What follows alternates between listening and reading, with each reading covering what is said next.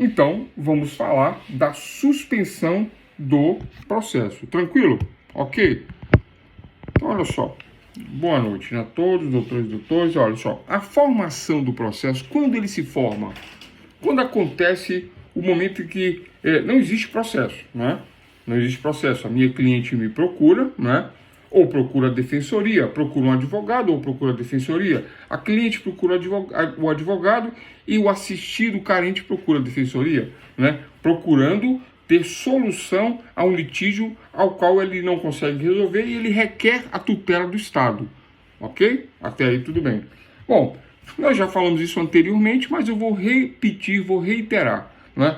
A formação do processo, o direito de petição, né, ele é constitucional. Todos, sem exceção, podem pedir ao judiciário. É por isso que existe a defensoria, porque se não tem condições de arcar com honorários de advogado particular, se dirige à defensoria e terá a defesa pública gratuita. Este é o motivo, né? É constitucional, existem leis que regulamentam essas questões. Bom, eu quero pedir ao Estado juiz, eu quero pedir a proteção, eu quero pedir a tutela do Estado juiz, né? E eu peço através do meu procurador, ou advogado, ou defensor. Bom, o direito de petição, ele está na Constituição, é sagrado. Se eu preencher os requisitos ou não, eu tenho direito. Se eu tiver as condições da ação para procedibilidade ou não, mas eu tenho direito de pedir. Se o juiz vai deferir o pedido, se o juiz vai conceder o pedido, é outra história. Mas o direito de petição é assegurado a todos através da Constituição. Então, esse é o primeiro ponto que nós temos que compreender. Primeiro ponto, né? Então, para o autor, quando se forma o processo? Para o autor, não é para o réu, somente para o autor. Quando se forma, pergunta, anotem aí. Quando se forma o processo para o autor? Resposta, forma-se o processo para o autor com a distribuição da petição inicial. Antes, o advogado pegava, fazia, imprimia, assinava, ia ao fórum até o distribuidor e chegava lá, fazia um protocolo, pegava o recibo de volta dizendo, olha, fica aqui, esse é o processo. E já saía com um recibo dizendo que foi distribuído, dado entrada. Por que essa palavra distribuidor? Porque se tiver só um juiz, vai para o juiz. Mas se tiver 10 juízes, 10 varas, aí haverá uma distribuição por sorteio eletrônico. Antigamente era por bolinha mesmo, né? Mas por sorteio eletrônico, né? Essa distribuição, ela direciona o processo para uma das varas competentes. Se eu tiver 3 varas civis, haverá uma distribuição entre as 3 varas civis. Se eu tiver 4 varas penais e for um processo penal, haverá uma distribuição para uma das 4 varas penais. Mas se o assunto for, por exemplo, de alimentos, né? E só tem uma vara que trata de alimentos, que é a vara de família, né? Aí não haverá um sorteio, mas a distribuição encaminhada diretamente para a vara de família. Ponto.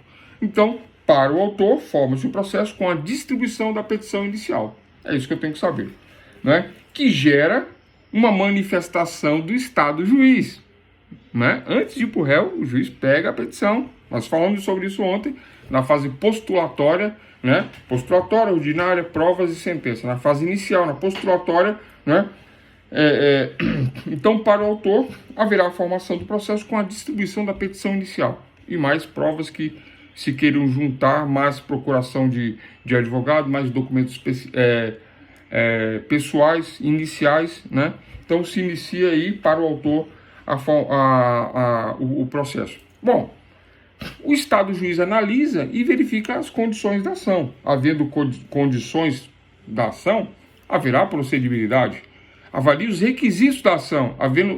Não havendo os requisitos da ação, o juiz manda emendar a inicial para ficar nos moldes da lei. Faltando um documento, o juiz manda emendar, juntando documentos, né, para ficar nos moldes da lei 319 do CPC. Nós falamos sobre isso. Incisos de 1 ao 12. Bom, é nessa hora.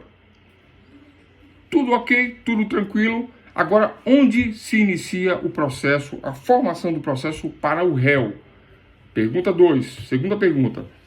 Do ponto de vista do réu, onde se forma o processo? Como se forma o processo do ponto de vista do réu? Né? Segunda questão. E a resposta é: o processo se formará para o réu quando houver uma citação válida. Ele foi citado, né, na maneira clássica, vamos dizer assim, de forma pessoal, né? O oficial de justiça o localizou e chamou ele e falou: olha, fulano, é você? Sim, toma aqui uma cópia da petição inicial e você está sendo processado, tem que se defender. Dá umas instruções ali, faz a citação válida. Tranquilo?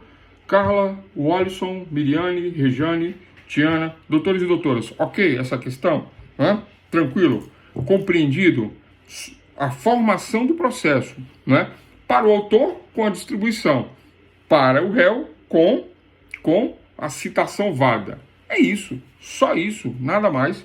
E assim eu tenho a formação do processo. Tranquilo? Entre autor e réu haverá aquela questão relativa a condições da ação, relativa a requisitos do artigo 319 do Código de Processo Civil. Tranquilo, né? Bom, importante dizer também que júris, né? Eu já falei sobre isso, mas vou repetir. Iuris significa direito, né? Dição de dictio, né? Que significa dizer o direito. Quem diz o direito? O juiz, o Estado juiz, né? Onde se exerce a jurisdição? No local do fato é a regra geral. Existem outras maneiras que nós vamos falar depois, né? Mas a regra geral no local do fato. Então, se há uma ação de alimentos, vamos supor, né? E ambos moram em Planaltina, Distrito Federal, na região administrativa de Planaltina, Distrito Federal, se há uma ação de alimentos proposta em Planaltina, Distrito Federal, né? Portanto, a jurisdição, né, jurisdictio, o juiz dirá o direito, o Estado juiz dirá o direito em Planaltina, Distrito Federal. Esta é a jurisdição, este é o local da jurisdição, este é o local onde o excelentíssimo senhor doutor juiz de direito dirá o direito, né? Iuris dictio. Bom, encerramos mais essa questão, né? Agora, e as causas de suspensão? Suponhamos que está tudo ok, né? Inicial, resposta, citação válida, despachos ok. Aí vem a segunda fase, fase ordinária. Passamos a postulatória, fase ordinária. Entrando na fase ordinária, ocorre algumas questões, poderá ocorrer ou não, né? Questões que venha a não é extinguir, suspender. O que é suspender, pessoal? Ele para, depois ele volta, né? Então, quais são as causas de suspensão do processo? Nós tivemos uma recente, né? Foi do dia de domingo, segunda, terça, quarta, acho eu que foi até ontem, né? Tivemos uma causa de suspensão aí por uma força maior. O site do TJDFT caiu, não sei se caiu ou se teve um bloqueio lá, não entendi direito até agora isso aqui. 3 dias, obrigado, né? A doutora tá atenta. 3 dias de paralisação. Então, uma causa de suspensão por força maior, né? Se não me engano, porque parece que houve hackers, né? Como a doutora Miriane está nos informando aí, né? Houve um hacker que andou dando uma mexida lá e eles parecem com receio de algumas questões aí de ter problema e tal, parece que eles suspenderam o processo por uma questão de segurança. Foi o que falaram, não sei se é isso. Oi. Você podia pedir o programa da urna eletrônica, ela é inviolável, ia dar certinho. Pois é, né? E tinha que colocar isso aí, né?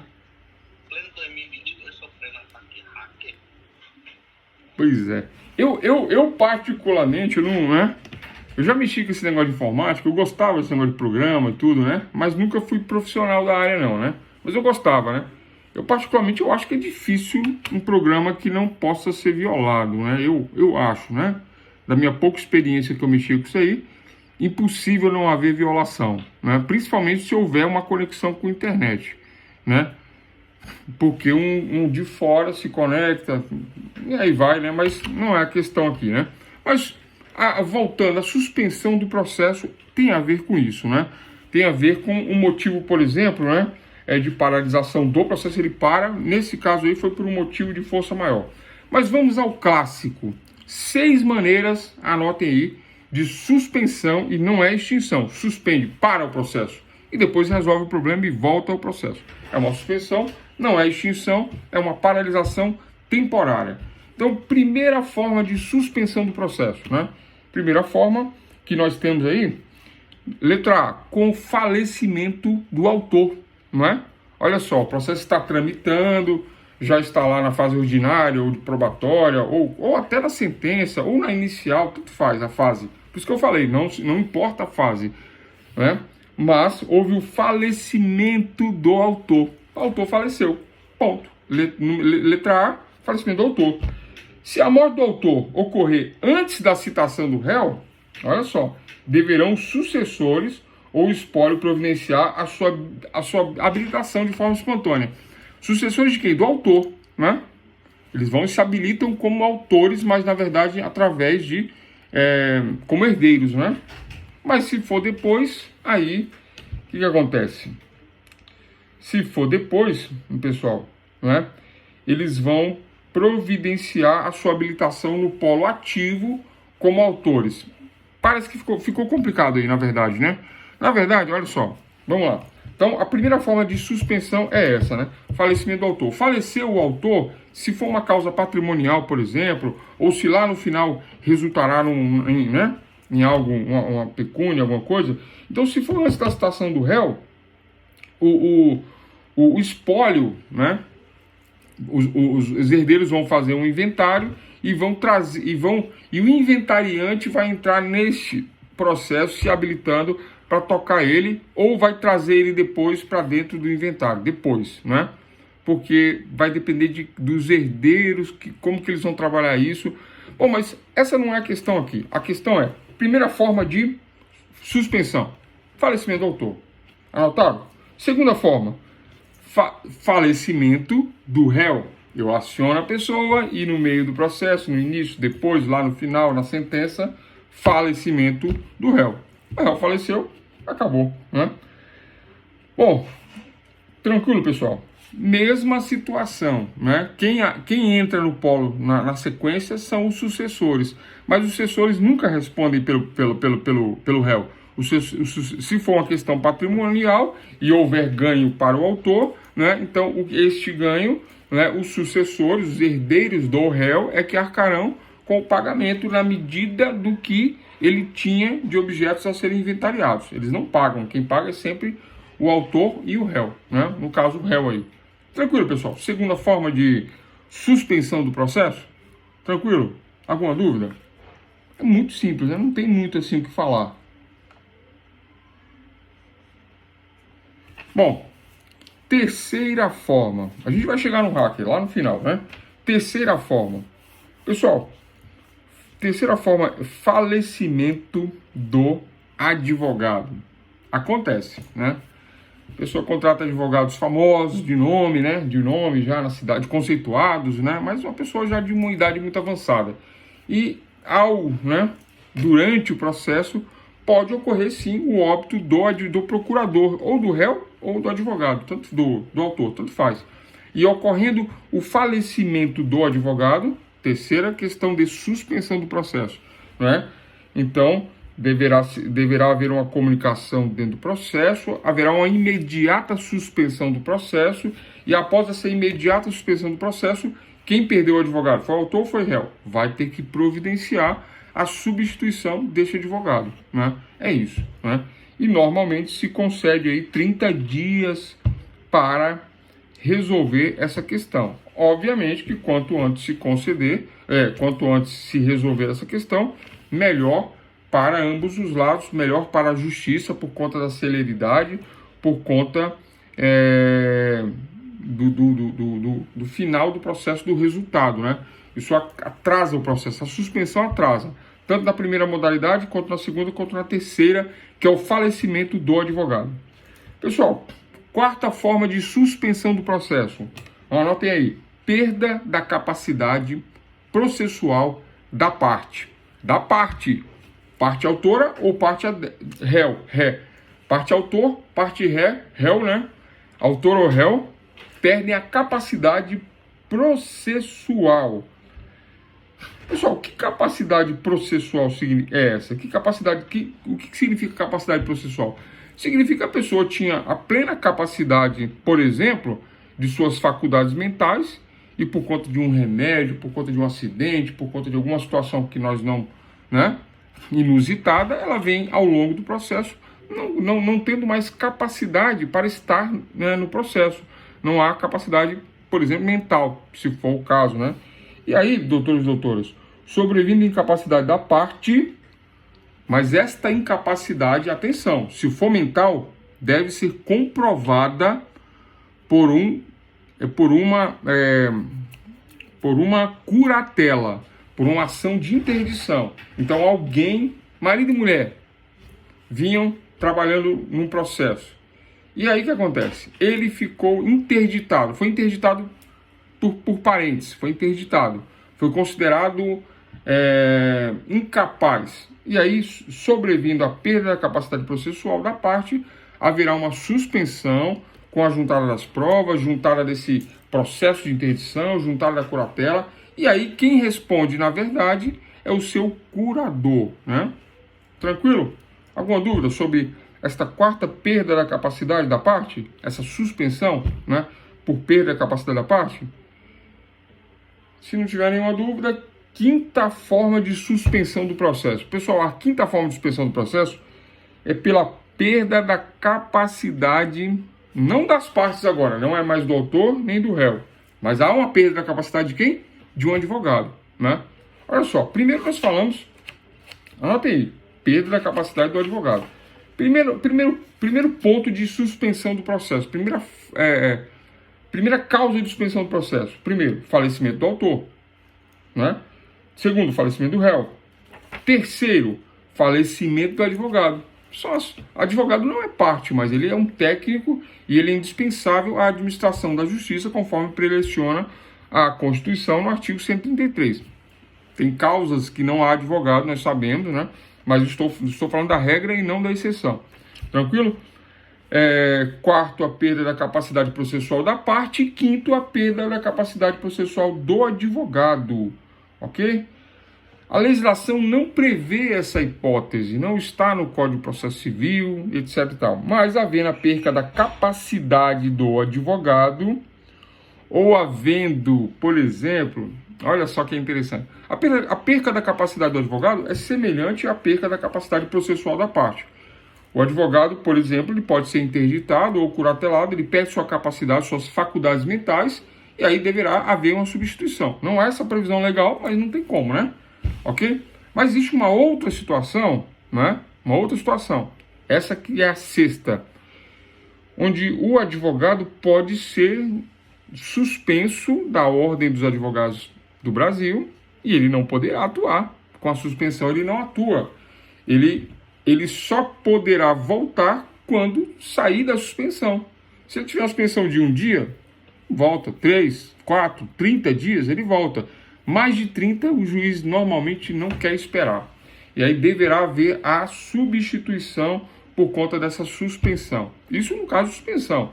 Mas se ele for desativado, né, o julgado deixa de ser advogado, tem um problema sério com a ordem e deixa de ter habilitação legal, então haverá a perda da capacidade de advogado, tranquilo? Então, tanto faz se é a capacidade mental ou a capacidade profissional, aqui neste caso do advogado. Pessoal, estas são as 5 formas, lembrando que o advogado são 2 maneiras, né? Capacidade mental ou profissional, aí encerra em 6. Força maior, como aconteceu ontem, né? Aí é feito por regulamento, regulação e tal. Eu não incluo nesse rol aqui, mas também existe aí uma 7ª maneira. Força maior, um desastre, né? O prédio do TJDFT desaba. Né? Parece que eu estou falando besteira, não parece? Mas teve um dia que eu estava lá no TJDFT fazendo uma audiência e teve uns tremores lá no TJDFT. Alguém ficou sabendo disso? O prédio deu uma balançada lá, né? E aconteceu isso já 2 vezes, não é a primeira vez, já aconteceu 2 vezes. Uma das vezes eu estava lá, teve outra vez eu fiquei sabendo porque eu estava na segunda e falaram que já havia acontecido, né? Um abalo no prédio do TJ, né? Aquele prédio imenso lá. E aí, por conta disso, aquele dia parou-se tudo, houve uma paralisação, uma suspensão por força maior. Alguma dúvida, pessoal, sobre isso? Nenhuma dúvida? Então, está aí as causas de suspensão do processo, né? E no início falamos de informação do processo.